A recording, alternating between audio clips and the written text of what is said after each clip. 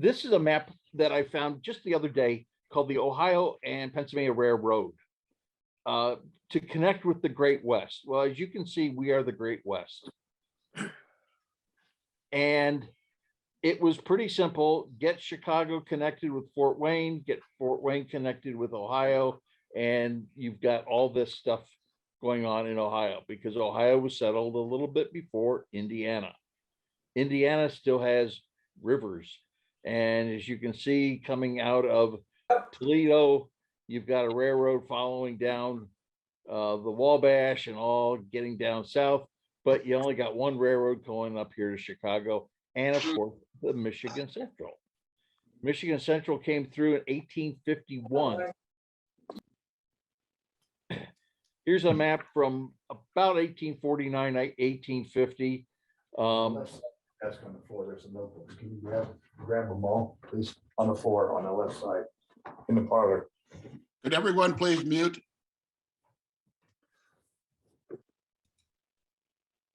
Here is Northwest Indiana, where we are at, or at least I am at.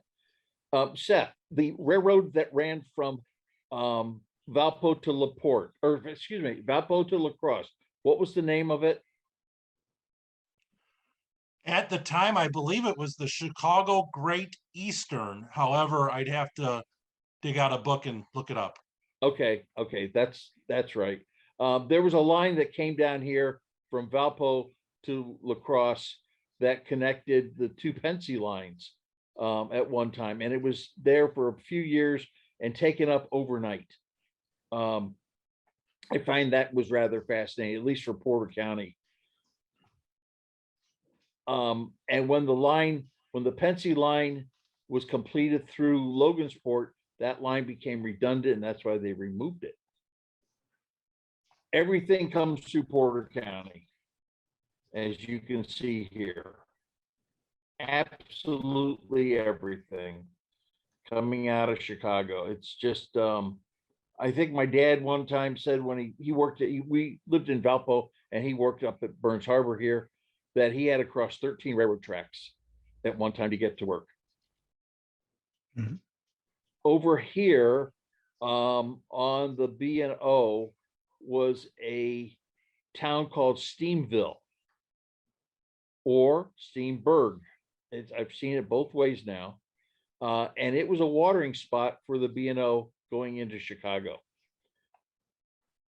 The lady who owns the lot where they have found stuff, she very proudly points to the 4 pine trees where the water tank was. Okay, C&O. I've got maps basically of the railroads that went through Porter County. So you've got the C&O that went through here. As you can see, it doesn't really do much. I don't think there was any stops in Porter County on the C&O at all. La Crosse was an interesting combination because a lot of stuff went through La Crosse. A whole lot of trains went through La Crosse there. Malden was one of the stops on the C&O, along with, I believe there was a stop in Lake Eliza or somewhere in the east portion of the county. Oh, probably because of the lake. In Beatrice on the west side of the county, there was a stop, a flag stop, I believe. Beatrice, You know. you're the Yes. first person that mentioned Beatrice. Yeah, I have some old C&O schedules and it shows up on schedules every now and then. I saw Beatrice on here, I think, the other day. Beatrice is located south of Route 30 and County Road 600 west, south of 30. Here it is. Maybe 2 or 3 miles south. There it is. Yeah. Yeah. Okay. Thanks, Dave. Sure. You are the B&O guy or the C&O guy in town. Yes. And here's the B&O. The Pennsy. And the Erie. The Erie, I'm very angry at Conrail for tearing the Erie up. because it was basically for high and wide loads. They had separation of their double track main line wider than anyone else, and they could handle some enormously wide loads through their line. And they tore it up without any problem whatsoever. It's a walking trail now in some areas. B&O through Porter County up here.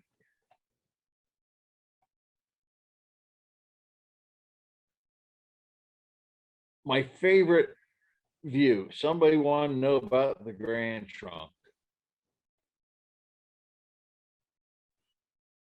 Well, Chuck, here's your Grand Trunk doing something rather unusual. It came in from Port Huron, Michigan, and at the time it was called the Peninsular Railroad. And it came in, it went in town. Campbell Street Bridge is right here. This is Campbell Street. And it came up and it came around, made a heck of a grade, and tied in with the Pennsy. And then the Pennsy would take it into Chicago. They did that till the 1870s, I believe. Thank you. The reason they did this was this area here, and it crossed the Pennsy out here.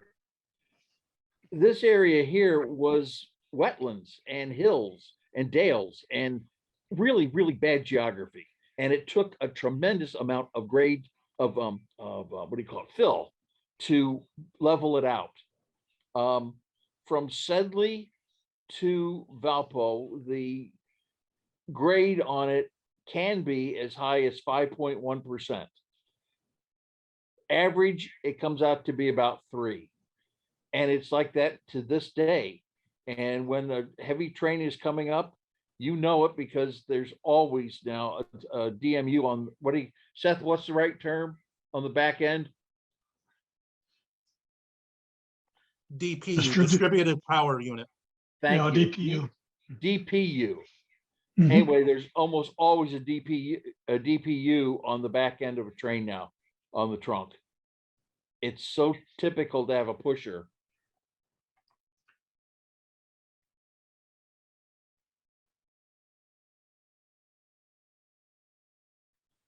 One of the 3700 class of Mikado, one of my favorite engines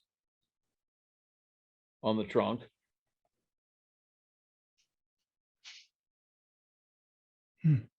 One of the 6400s. There were 10 of these, 5 built by Alco, 5 built by Montreal Locomotive Works.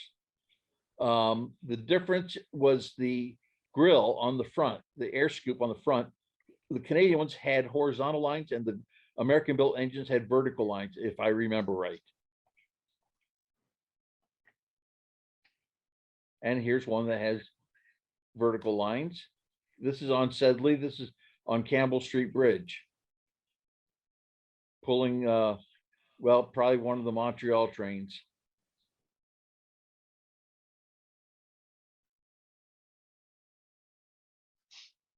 This is Valpo. This is the water tank that was here when I came to Indiana in 1965. The tank was still there. And then I rode my bike into town one day and it was gone. And you can see they got 2 water tenders on this thing. Mhm.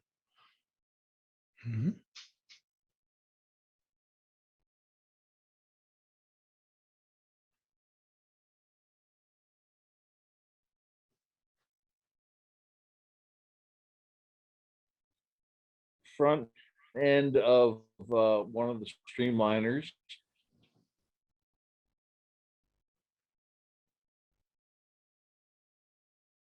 This is all Valpo. The depot here has been moved. The Valpo school system was given the depot and they took it straight down from where it was and then crossed the tracks down here a few blocks, turned it 180 degrees and put it on a new foundation.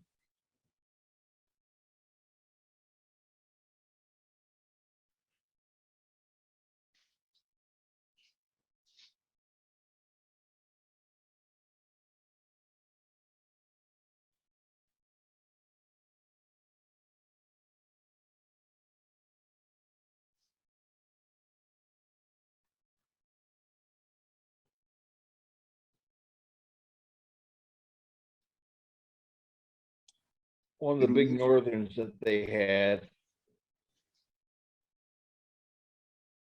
There's one of these over at the Jerry Jacobson's place over in Ohio. There's also one at, I think it's the, was it Illinois Railway Museum? The Union. Hall? the IRM has one, yeah. Yeah.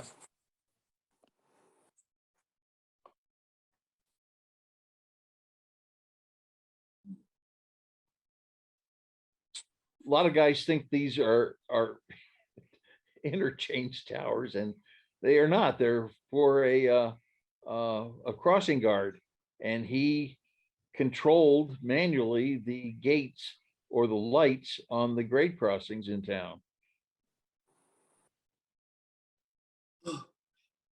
Oop, that's a duplicate.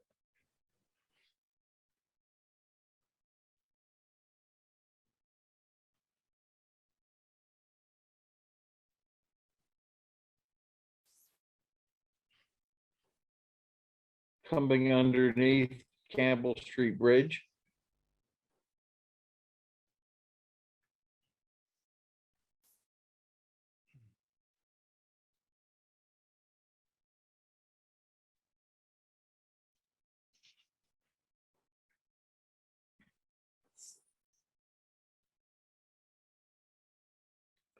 Now, there was an interchange between the Grand Trunk and the Pensy out at Fort Wayne Crossing. And they had their share of derailments. I can't tell you why any of these happened, other than everybody's always said, oh, it split the switch, which probably is exactly what happened. But they were not infrequent. Oh, here's that other engine with the two tenders. 5629. We all know what happened to that, right? Well, if you don't answer, I'm going to tell you anyway. I don't. Blame my I employer. don't. I was muted, so I'll say I don't. Okay. 5629 was bought by Dick Jensen, who was a stockbroker in Chicago.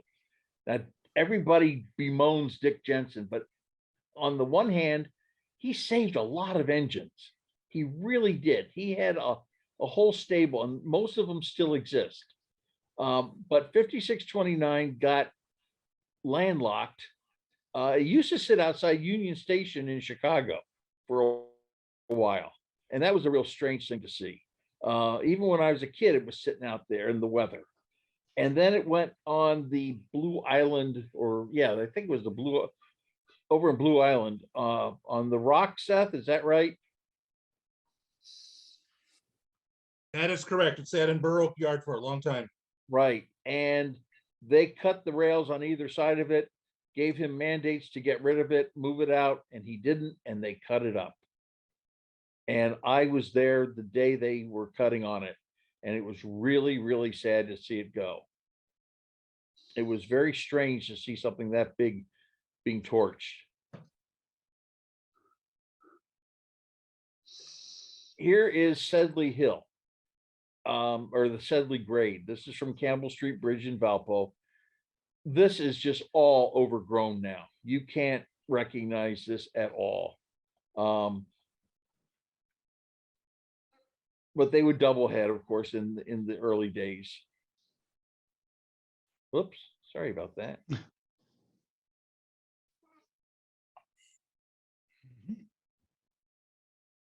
Here's an early Grand Trunk engine.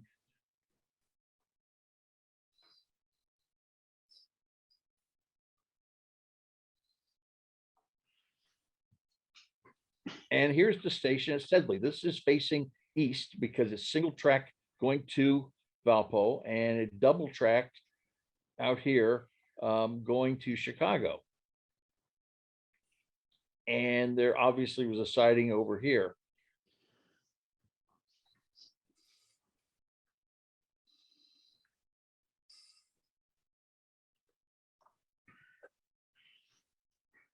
Another view of Valpo. This water jack the base and the standpipe stayed up for years after steam left. And honest to God, every time I go across Calumet here, which is right behind me, I look there to see if it's still there. I mean, it was there that long.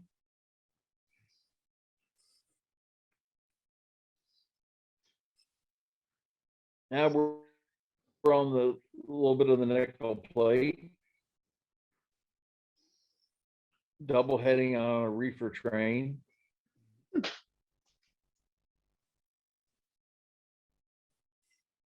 Joe Berger told me something that I thought was rather fascinating. On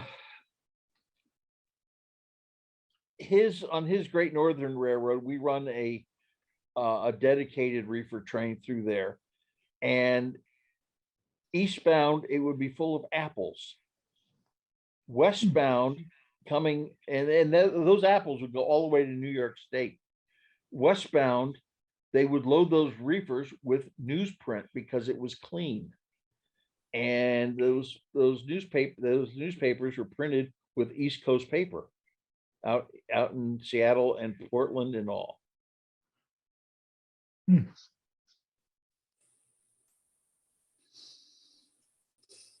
Oh, same picture. I have no idea. Actually, I don't know where I got this one, but I cropped it and enhanced it a little bit. And that to me is just the epitome of the Grand Trunk, or excuse me, of the nickel plate, running a reefer train.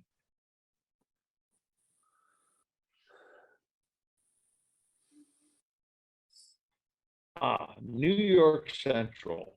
Seth, is that Lafayette? I was just looking at it. I believe that is on the big Okay. four. That's okay. That's my excuse for having a New York Central train on this slideshow.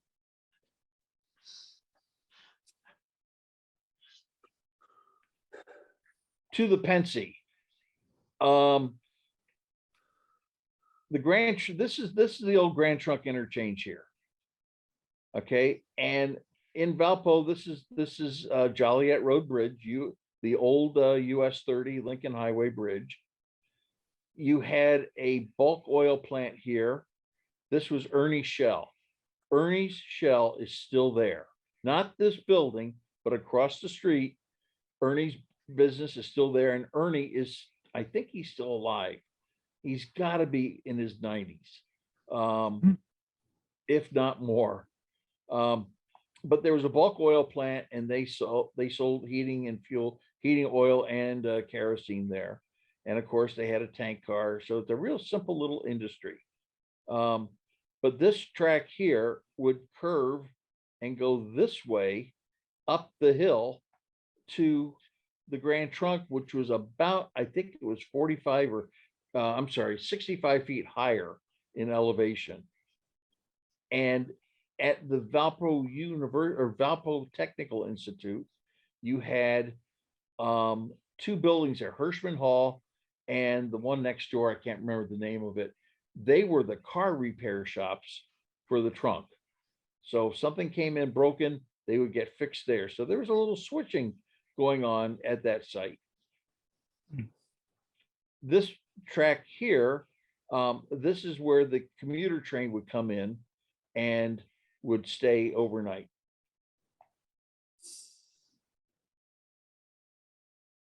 Ken, is that shot looking west or looking east? Oh, this is going west. Okay. Yeah, definitely west.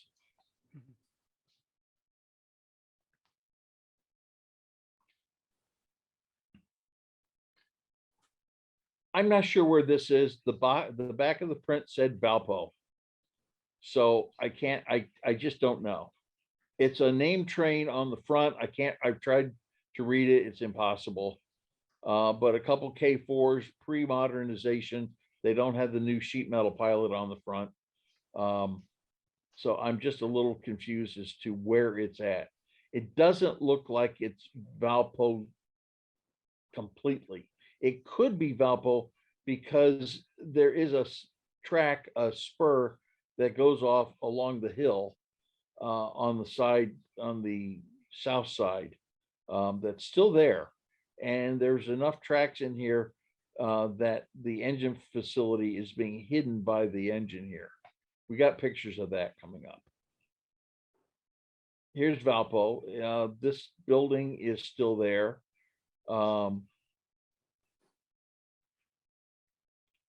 Campbell Street, or excuse me, Joliet Bridge is in the background here. An Otto Perry picture coming into town. This is the South Valpo Tech. Whoops, sorry. Valparaiso Technical Institute is, or excuse me, Valparaiso University is up here. And this is the curve coming into town. Franklin Street is right in front here.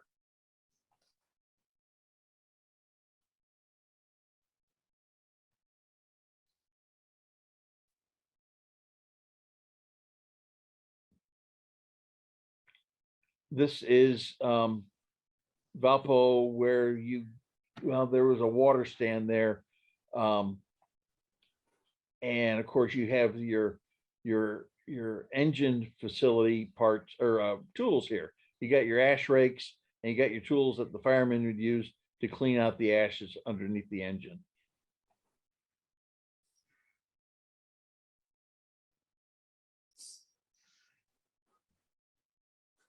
This is Valpo with a Mikado with a big tender on it, with the long haul tender. Looks almost out of place. But they were losing watering points late in the game, and they put the big tenders on the smaller engines.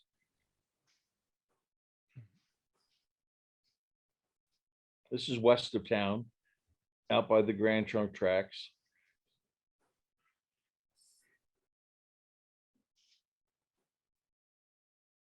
Again, another Valpo picture, not sure where, just said Valparaiso.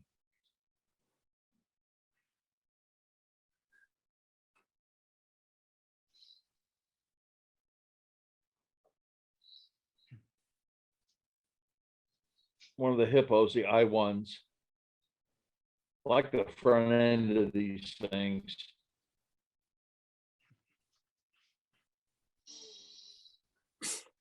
This is taken from the Valparaiso University. We still have the bridge in town. They nicknamed it the Kissing Bridge, and it connected the south side of Valpo with with Sagers Lake, which is, well, US 30 wasn't there yet, but it went across. Sagers Lake is on the other side of US 30. And you can see a neat delineation here where they put cinders down first and then a lighter color ballast on top of it.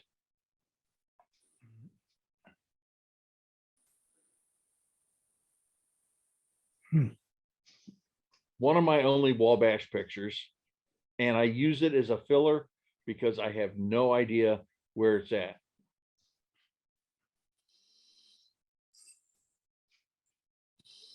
Okay, now let's go to the next group of pictures. And we're going monkey around like we did just a few minutes ago.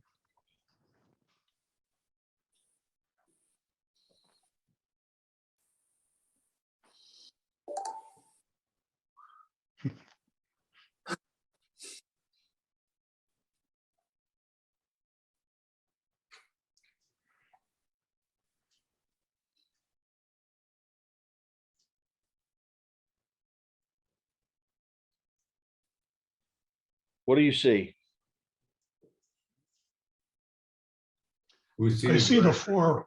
Yep. You see 4 pictures? Mhm. Yes, Okay. New share. How about now? Same thing. Same thing. Okay.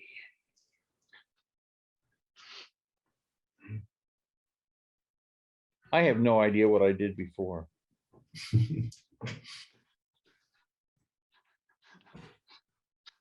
Click on the picture you want to share.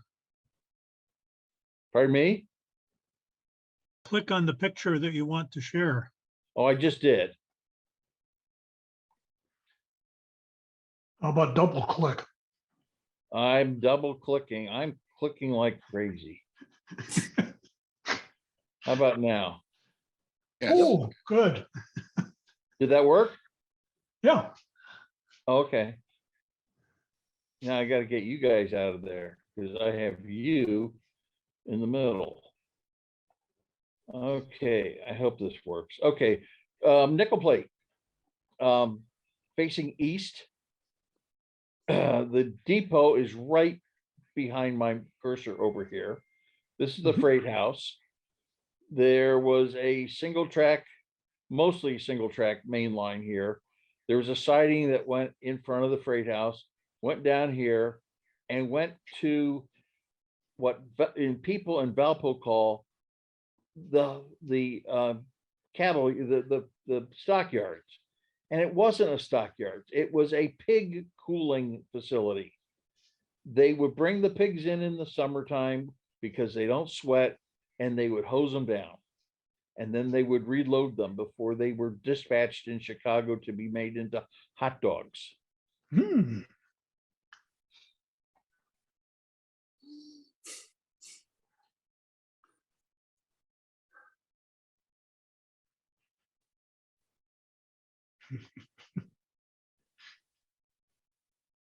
A fan trip with 764. I've always liked that picture.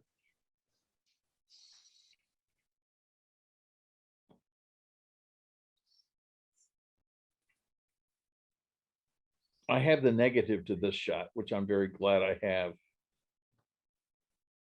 This is just another one of these just really cool pictures. This track here went, if you're familiar with Valpo, you have the nickel plate bridge that goes across US 30. It's double track in width. It went out, and this siding went out to Sager's Lake because Sager's Lake had an ice house out there, and they would sell ice all over and load up the reefers with ice blocks, take them to Chicago, where they would be broken up and put into reefers to go back again or to continue west. But the walls of the ice house were supposedly 6 foot thick, filled with straw, and you could have ice in there up until the end of August.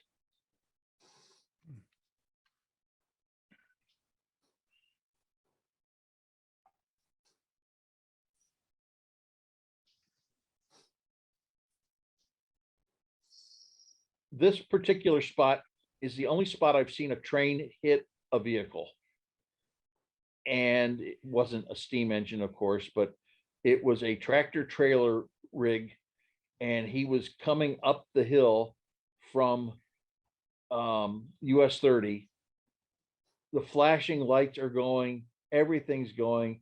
There's a train there, and he thought he could make it. And the diesel hit him, spun him around. Nobody was killed, but I never saw a tractor trailer. It didn't fly through the air or anything, but it just, there wasn't anything left of it. It just got bent in half.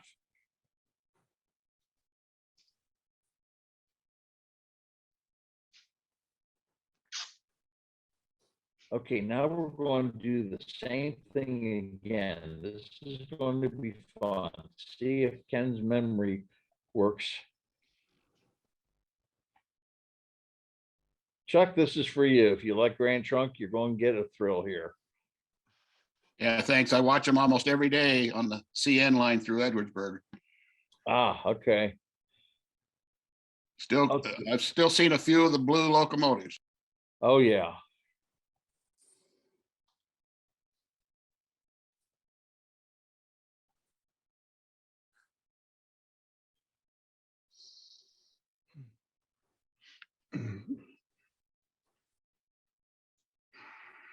What do we have now? Do you see it?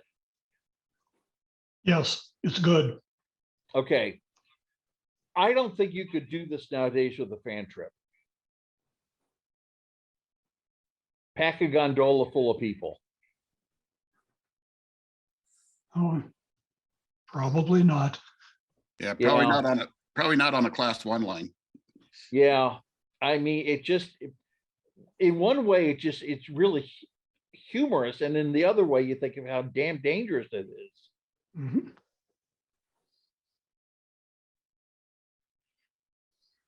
This is when 5629 came through one year.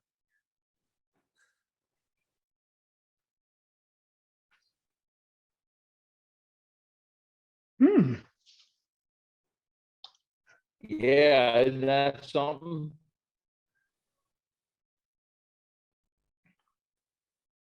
It is a mess.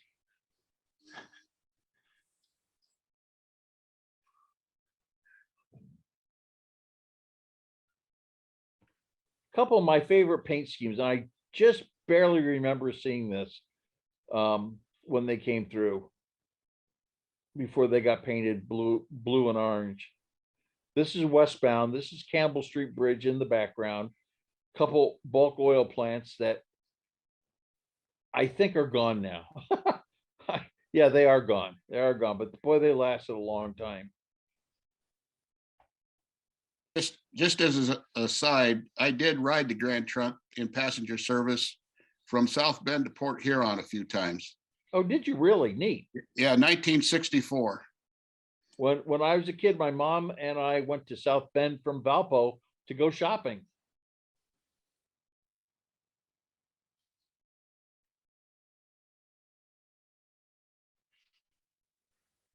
This is the freight house in Valpo.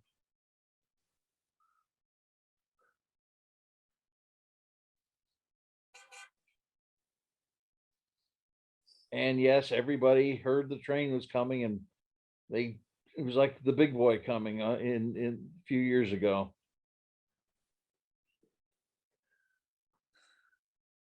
And no, this is not me. A penny for your thoughts. Yeah, really.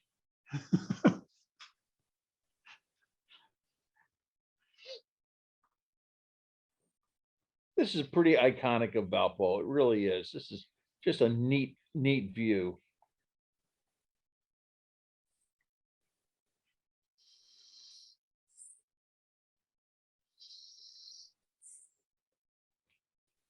Okay, the story I have on this picture and this picture, and well, just those two, was that the Grand Trunk was going to give a engine to Valpo. Valpo actually wanted one, and they were going to give them this engine, and they brought it in here and they set it there, and Valpo couldn't get the money or the resources to move it to the city park that they initially wanted to put it at. So it left a few days later, a week or so later, I guess. Hmm.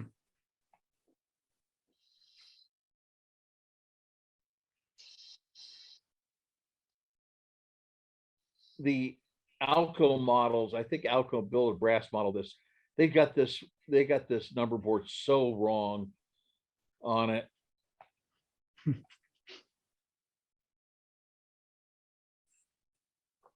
What, in your opinion, is wrong about the position of the number board? Well, it's a separate piece, and there's a big gap under here. Okay, and it's not well done. I've not ever bought one to fix it, but you'd really need to use some squadron green putty to fill that in and make a custom sanding bar to smooth it out and get it looking right. It looks like an afterthought on the model. I see what you're saying. Thank Okay, yeah, it looks like an afterthought. It doesn't look like it's not blended in nicely. Mhm.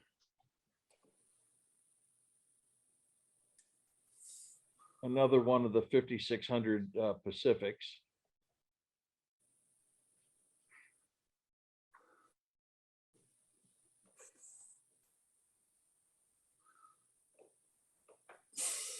more of that wreck. Hmm.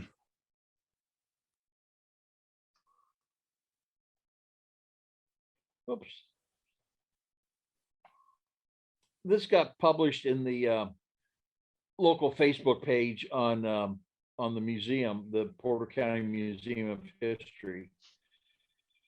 And some lady goes, "That's my great great grandfather." So it was kind of neat to get a connection there.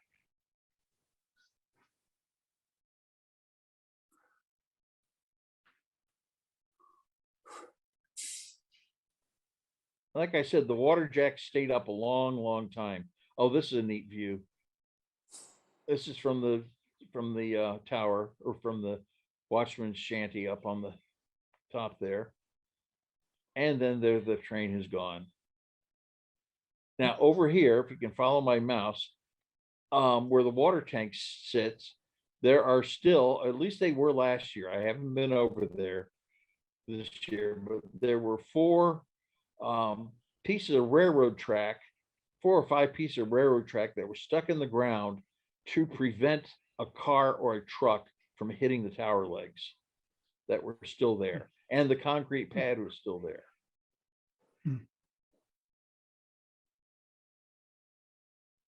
They're F3s.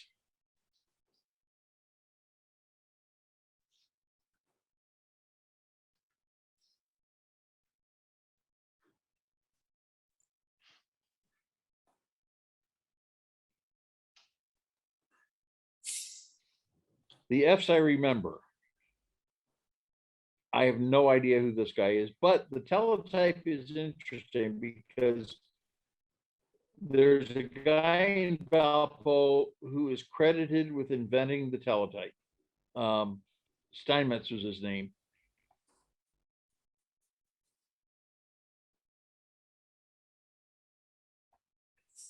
This building behind here is still there. It has been many things. This shack is gone, or this, it's not really a shack, the structure is gone. The track, there's still a track that is in the concrete now, but it goes all the way to the front of the building.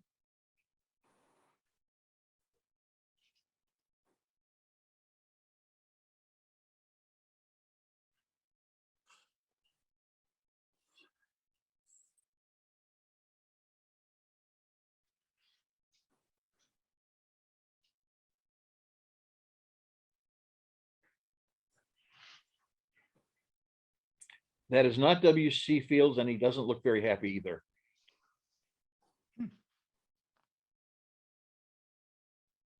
The order board here was an order board and not a semaphore, and I was told that by many people. Don't call that a semaphore.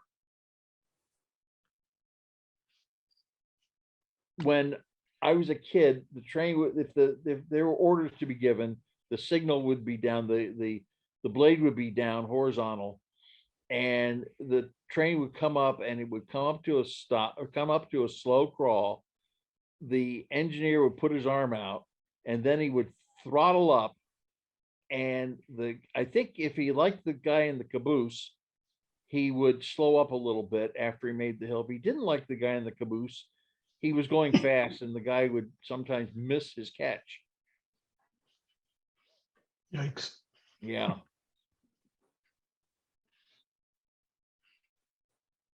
Hmm.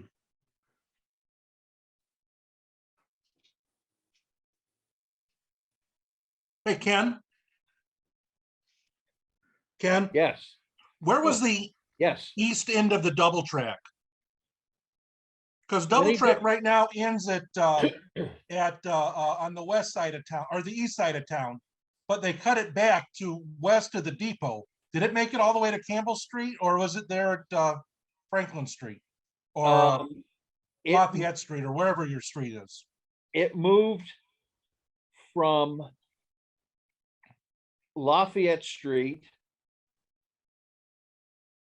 the end of it moved from Lafayette Street to in front of the bar, north side.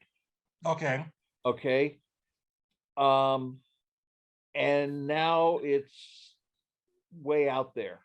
Right. What street is that in the photo that we're looking at? Oh, this is Calumet Okay, so we're standing at the depot looking east. Okay. at the depot looking east. This is where it became single track about 1975, maybe.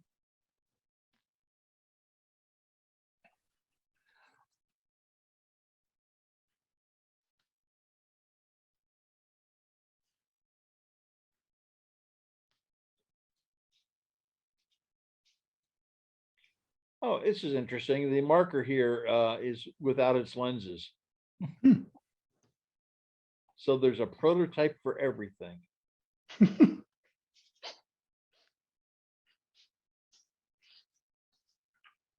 Anyway, the other thing is about the order board was that if there was nobody to hoop up orders, they would climb down because they were going slow enough. They would climb down, unlock the box, leave the box unlocked, take the order out, run back and get in the engine. Then the guy in the caboose would do the same thing and he would have to lock it up.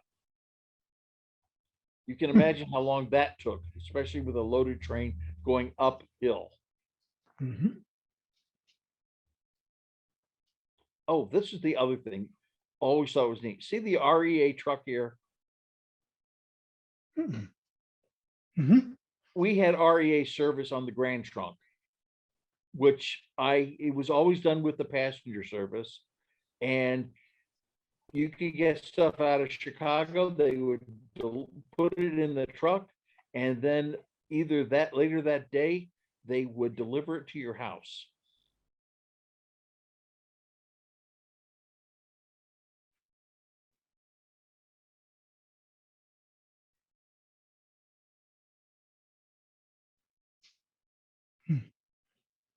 This place here, it's now Northside Bar, Northside Tap. It had been a drugstore, Bob's Northside Drugstore. It had been a place called the Fishery, where they did fried fish. They sold raw fish in there, and they really shouldn't have done either one. Mhm.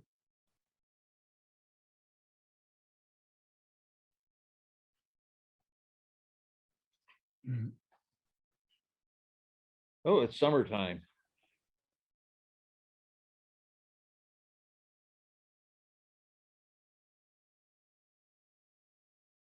Looks like he's taking on water, blocking the road. Mhm.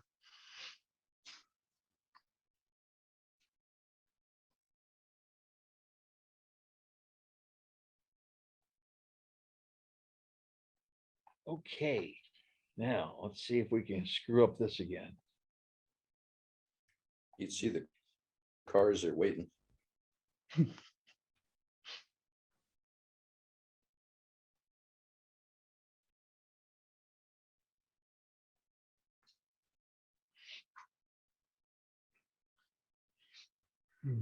What do you have now? Full size. Full Single picture. size? Full size, single good. picture. Yep. Oh, good. Okay, this is Valpo on the Pensy, and this is one of the grade crossing shacks. Typically, you had a disabled person running that shack. Somebody who was injured on the job, and why they didn't put anything but a ladder up to get into it, I don't know. If they were encouraging them to stay on the job, it wasn't the way to do it. Anyway, this building here, this is the old Ursula Laboratory. If you've heard of Ursula Labs, they make meat cutting and vegetable cutting equipment and ship it out worldwide. They're located in Chesterton now. Behind here was a continuous cast concrete building that was encouraged by Thomas Edison when Edison owned Portland Cement. More Valpo again. Oh, I think we're going to repeat some here. Hold on. Yeah, we are repeating. Okay, never mind. Pardon me. Let me get back out of this one.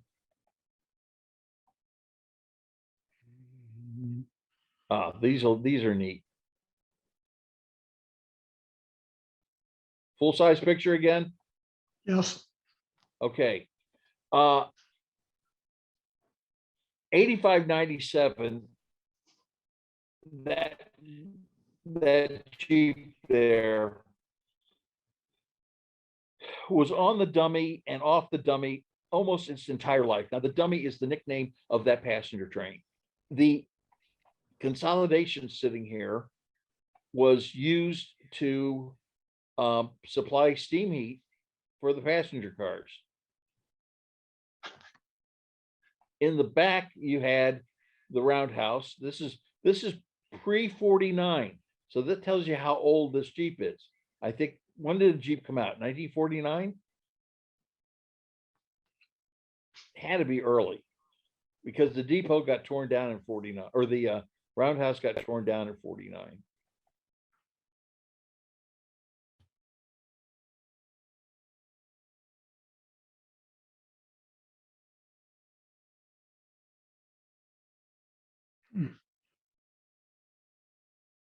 It's got the sheet metal pilot on the front, which is a neat thing to do. I've done that on one of my BLI models.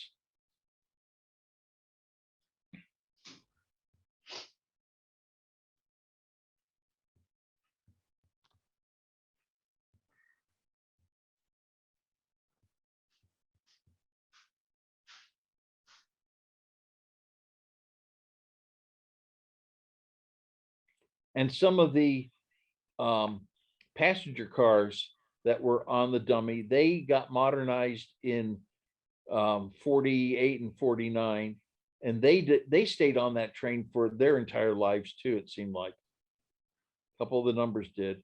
You can tell the modernized ones with the round window. That's an P70 FBR, which means R means it was refrigerated, not in the wintertime, of course.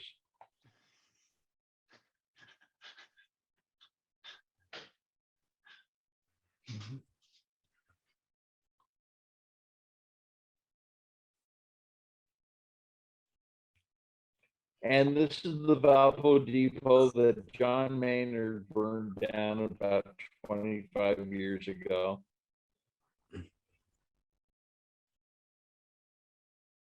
One of these lamps on the pole here, that is my back door. That's my garage light now.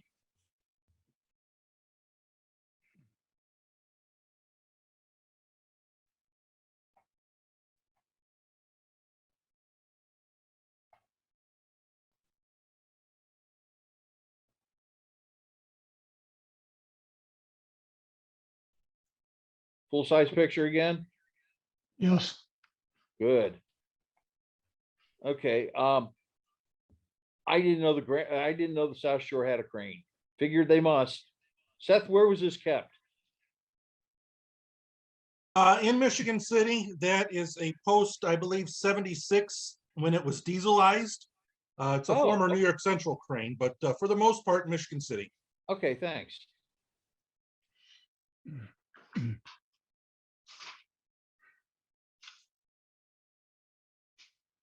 Northern Indiana Railroad.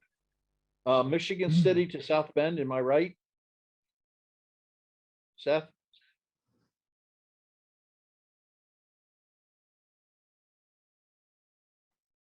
And we lost Seth. Anyway, Michigan, the Northern Indiana Railroad went from, they had trolley service in Michigan City, LaPorte, and South Bend.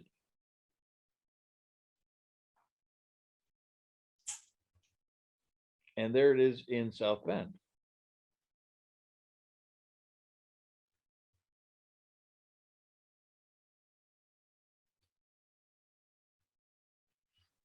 Now, this isn't, of course, this is Michigan City, but I think that's just a great looking picture. Mhm. All right. A bus. Interesting. And of course, the 800s went through Porter County.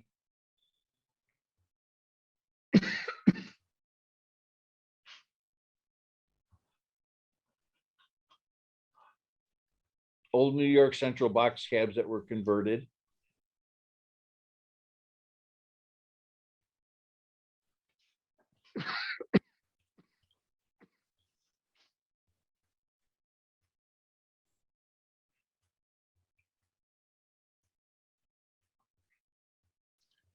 Now, if you look at these, you notice that there's two different heights of the cab. This is a low roof one, and this is a higher roof one. The South Shore made them higher. Seth, do you know why they did that?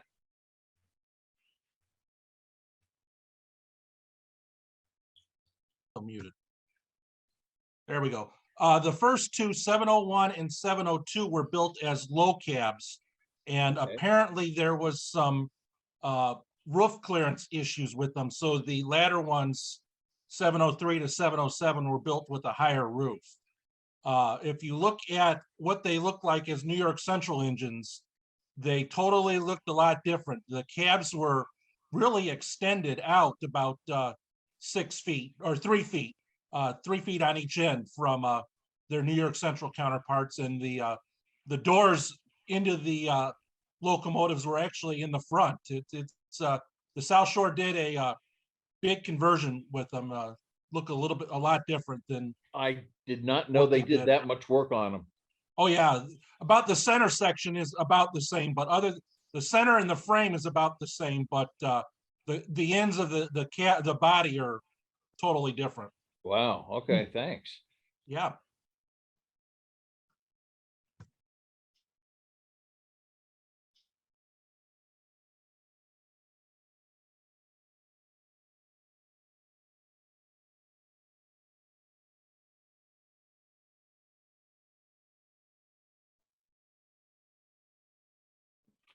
I went into the Navy in that car. And that car still exists in up at IRM.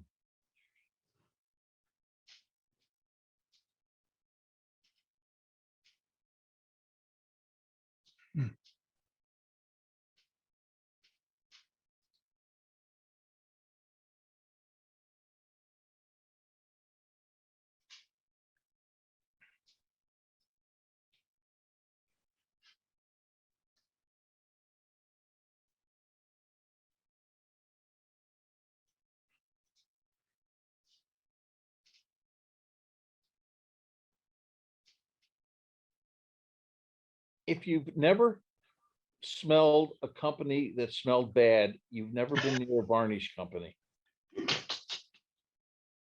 One of the most disgusting smells in the world.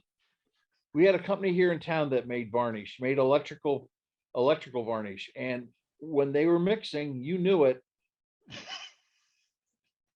Oh, there's Seth's hand.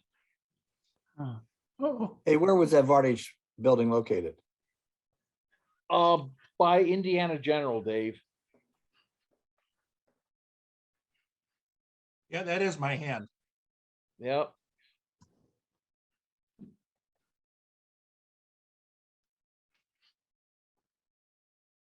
Oh, there we go. yeah, Holy cow, they did lengthen it, didn't they? yeah. Wow. I remember seeing those back in the early 60s, looking like this picture when I traveled from South Bend to Hammond. That must have been before they rebuilt them. And I remember the painted out numbers, but New York Central was still there, as you see on the photo. Right.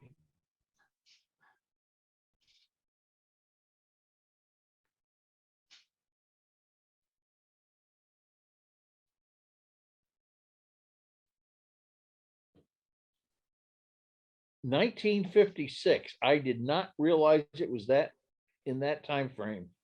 Yeah.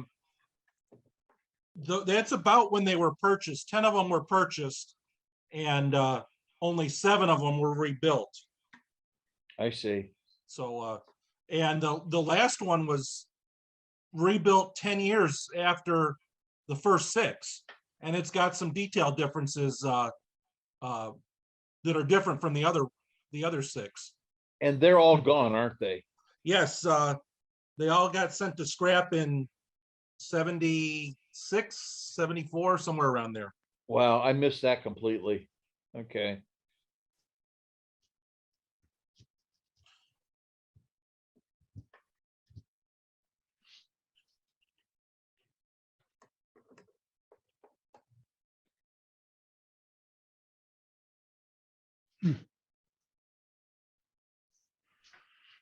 These ladders here look odd because they look like something you buy from Ace Hardware and Mhm. stick on the side of an engine. You just don't see ladders that long hanging free over a truck.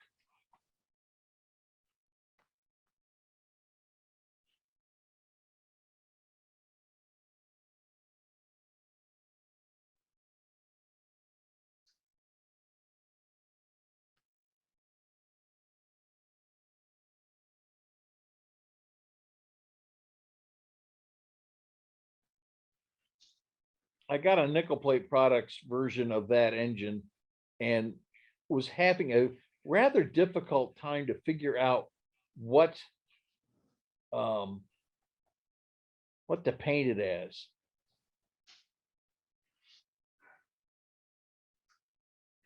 Let's do this one here.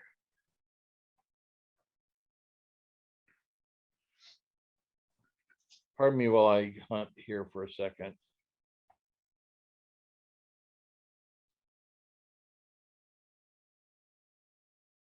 Mm, Okay.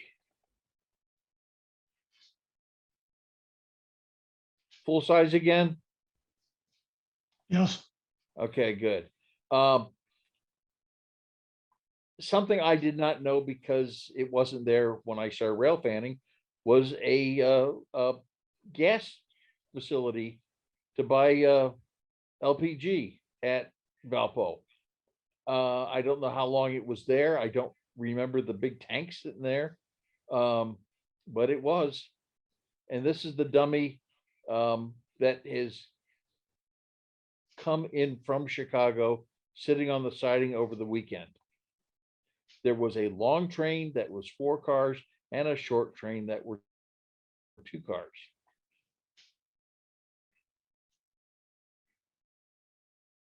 Up there I am with 4063, the first E unit I ever got to run. That's ex New York Central. Mhm. And there is Valpo. I don't know what the occasion was. You're not in that picture either? No, Hmm. no, No, I thought they were all coming out to meet him. just a Uh, little bit before my time. looks like it.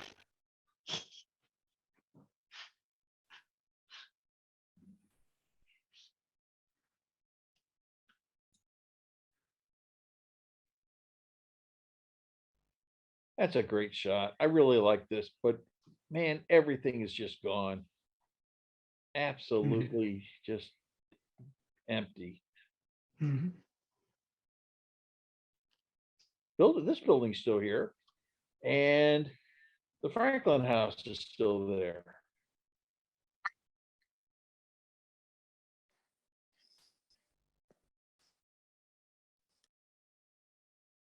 We're looking west.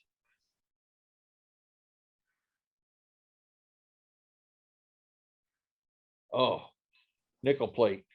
This, I love this shot. Because, whoops. Well, you'll see why. I should have edited better. Sorry about that. This is Joliet Road. This is Old Lincoln Highway here.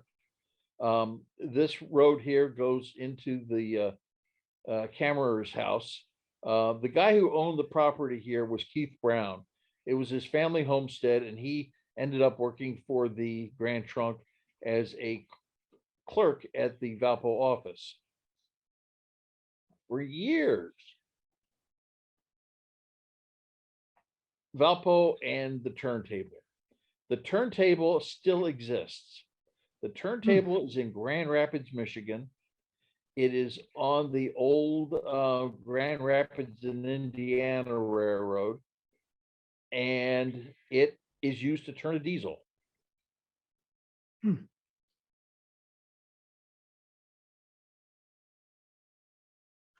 This is the interior that I shot of the building quite a while before it burned down.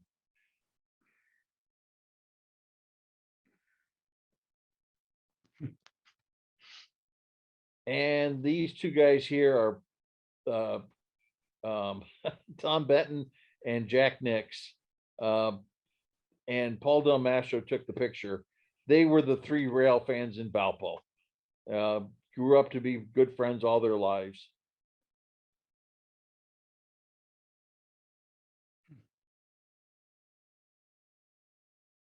Here's the Valpo table after it was electrified. Used to be an Armstrong. You can see that they boarded up the doors to the roundhouse. And there's what the roundhouse used to look like.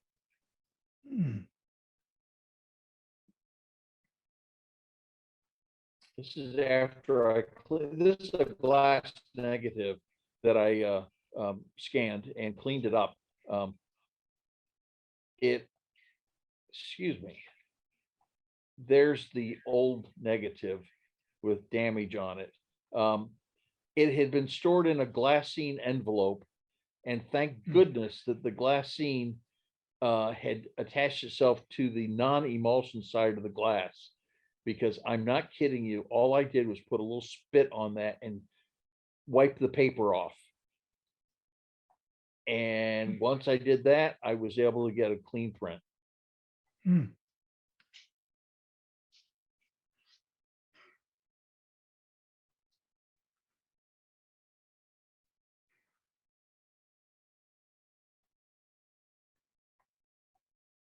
Okay, I minimize that. I go over here and I minimize that. And let's do this one, nickel plate, and here we go. This will be the end slides. Full size still? Yes, sir. Good. Okay. This is the engine used in construction of the Valparaiso Northern. Little contractor's engine. They used it, they put bunting on it, and they used it on opening day because the electrified line wasn't finished yet.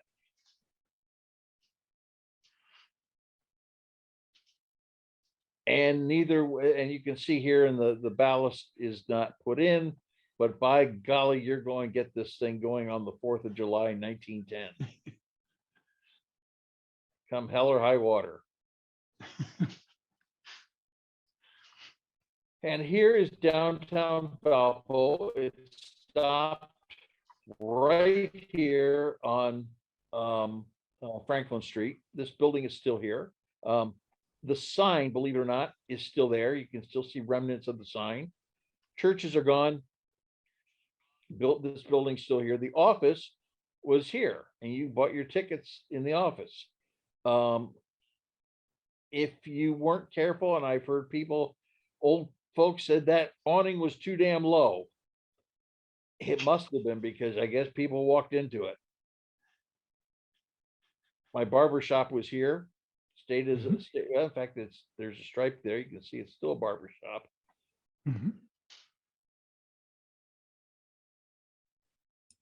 Oh, look at that. It's a wreck again. Oh, my. Somebody should model that, make a good diorama. Yeah, really. Hey, Ken, can you go back about 3 slides to that opening day, July 4th photo? This one? Yes. Okay. That's Calumet and Franklin? No, Where are we at? this is for Franklin here. This is the Pioneer Apartments, which are still there.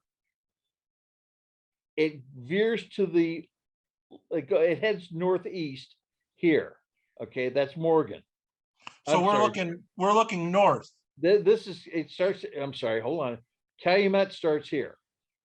Okay, we're yes, looking north, right? We are looking north. Okay, Trolley okay. pole, the trolley pole, oh, look at that, there is wire. Okay, their trolley pole is up and there's wire. How about that? Okay, Mhm. Because I always thought that shot looked south, but then I noticed the pole and I'm like, they're pulling backwards, but that shot looks north. So, okay, Yeah. that makes a lot more sense now. yeah. Yeah. And you can stand there and get that same picture without the car. The track is still in town, in places in town. They never tore some of the track up. In fact,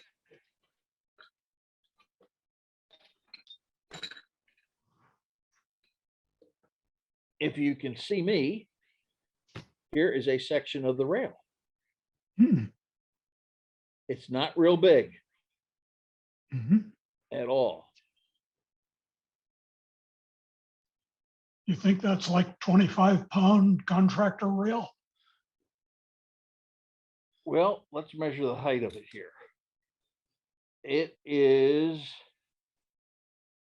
4 1/8 inches in height. Mhm. Well, I've got a piece of contractor rail that was used to build the ideal section of Route 30. Oh, do you Over really? there, over in between Dyer and, well, probably Route 41, but yeah. Yeah, a friend of mine came up on it. They were reworking the road a few years ago and they dug up some of the light gauge railway that the contractor used. You can see photos of the contractor moving either materials or concrete in small little buggies, probably a 2-foot gauge. I don't know Yeah. for a fact. Yeah, That is so But cool. I'll measure it, Ken, and if I can remember, and I'll Okay, send you an email, tell you what I got for my section. that is really cool because that the all of US 30 was built with a with rail down the middle. Mhm.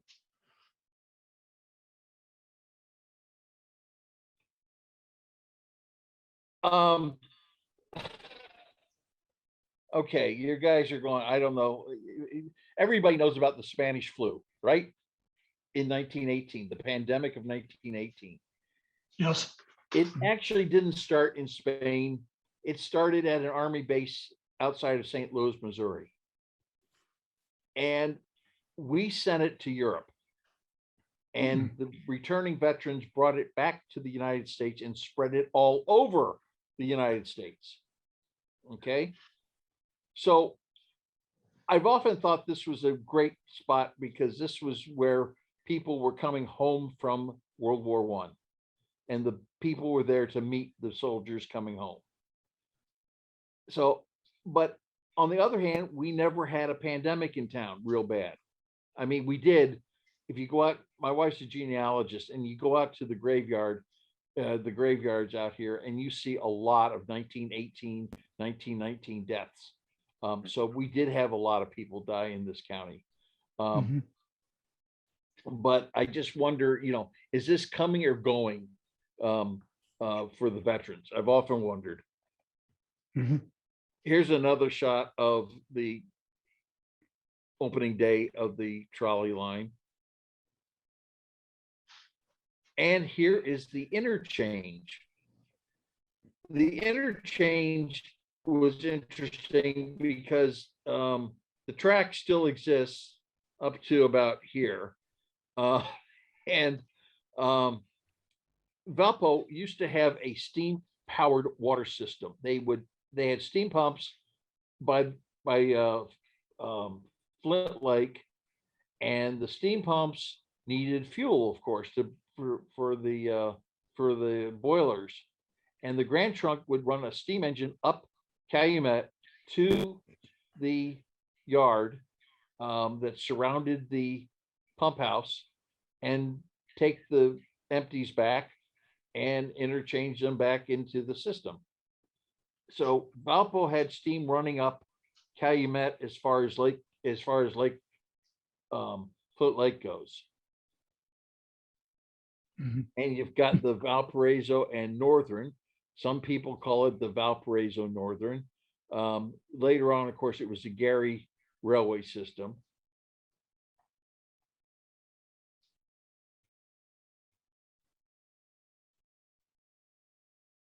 This is a center entrance Kuhlman, Kuhlman car. I have a brake shoe that I gave to the Historical Society that came off of this car. They had a flange brake shoe, which was interesting because not only did it wear the wheel tread down, it also wore the flange down. Better thinking by engineers. This is in Valpo. This is right downtown. The Pinnacle, whatever bank it is, it was Pinnacle, it was Indiana Federal for years. It's where the parking lot is for Indiana Federal. Anyway, it was one of the old Gary Railway cars that had been in Valpo at one time, turned into a diner, which obviously is not a diner anymore. Anyway, that's the end of the road for that, and that's the end of the road for me. Okay. Thank you. You're welcome. Very nice, Ken. Thank you. That's okay. It was you. only painful for a little bit. Well done. Yeah. Well done. Well, like I said at the beginning, we'll be getting together in March at the Elkhart Model Railroad Show. So hopefully we'll see you there. Thanks everybody for coming, and have a great Saturday. Thank you very Ken, much. great presentation. Thank you very much. Thanks. You're welcome. Neil, you were saying something? Guess not. Yeah, thanks a lot, Ken. That's okay, Chuck. If Ken and boy, I've lost it. Seth are still on. Could I share a picture for a moment? Sure. Yeah, I got one too, if I'd like to share. Let me see if I can do this. Well, I can't share without the other participants sharing. So someone's still sharing? Yeah, Ken's still sharing. Oh, okay. Yep. So Ken, if you can unshare. Oh, okay. I have to figure out how to do that. At the bottom, Hold on, I got to get this. because I've got a question for you two guys. You might be able to answer this. Okay, hang on. There we go. All right. Okay. Am I unsharing now? Am Oh, I can you guys that know about diners, do you know, was this an Indiana Northern diner at one time? I mean, a car? if it's a Bernie, which it would be a single truck Bernie, it's a small one, I think. Yeah. I don't Yeah. know. Look at the roof though. It's not a typical Bernie safety car. Yeah, that had an arch roof. Yeah. Yeah, that's got a clerestory roof and Well, right, it looks a little wide to be a car, you know. There was companies that built diners as Oh. diners that look like, you know, interurban and street cars, but Well, this one is was in Michigan City, Indiana. It was Harold's Diner. I ate a lot of lunches in this place while I was going through high school.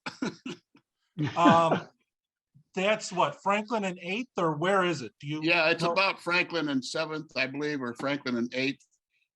Now, there, up until like last week, there was another diner on Franklin and 8th. I think that might be a little further north. I'm not But it- recognize that building though. Well, the other diner was not I don't believe it was a car style No. diner. It was, and it was called Jack's. Okay. And this one was called Harold's, and Jack actually bought Harold's at one time later in life. You And don't then know Then this disappeared. specifically where that was. I'm not placing that building. Yeah, it's gone. I believe it was 7th and block off of Franklin. Okay. Chuck, if you feel like digging on Google Earth, I think it's called the American Diner. Ah, And they've got pictures of nearly every single diner that has ever existed in the United States, organized by state. Okay.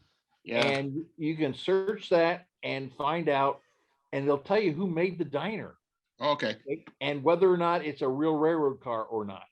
good. And Ron Christian might be interested in that too. We've been talking about diners this week on his email list. Yeah, I know I've been getting it. If I may, I'll throw a little more fat on the fire. This is Hammond, Indiana that we're talking about.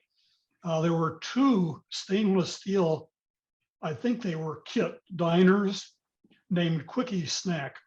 And Oh. one was on Homan Avenue near the hospital. The other one was on State Street, I believe. And there was actually a third, and this was possibly a real diner car at about Highland and Homan Avenue. And it was like a restaurant, but it was named the Herders, as one would herd cattle. Yeah. Very, very, I ate in there. They had collected menus from all around the country and posted them on the walls where there weren't pictures. Of course, it's gone now. It was across the street from the Presbyterian Church on the corner of Highland and Holman. Yeah, and this one I'm showing, or I don't know, am I still sharing this? Yes, you Yep. are. Oh, I'm trying to figure out how to not share here. I got something I'd like to share a picture of, if possible. Okay, I think I'm out of it, aren't I? Yeah, you're out. Go ahead, Paul. Well, Ken was showing the old switch tower down there in Valpo. It was there for a long time, and Kokomo actually restored one, and they put it right downtown. I don't know if anybody's ever seen it, but see if I can share the screen here. I'll have to stop by Kokomo on my way down to see my son and daughter-in-law. There it is. Wow. Wow. Yeah, that's on the nickel plate. Actually, that was its original location, I believe. That is a small ladder. Yes. Ah. That's for the guy that lost one arm and one leg. They Disneyland, I see they Disneyland the downtown. Can one go up in that one? Paul? Hmm. I guess Paul's gone. We're screwed. Oh, well, I gotta go, guys. See you later. All right. Hey, thanks a lot, everybody. Yeah, thanks, everybody. All right. All right. Take care. See you soon. Bye-bye. Bye-bye. Bye-bye.